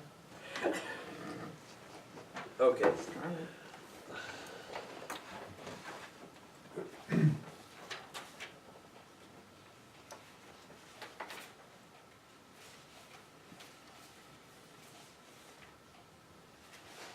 Okay, moving on, I'm sorry, I have to tell myself what I'm gonna do. Okay, any other committee reports?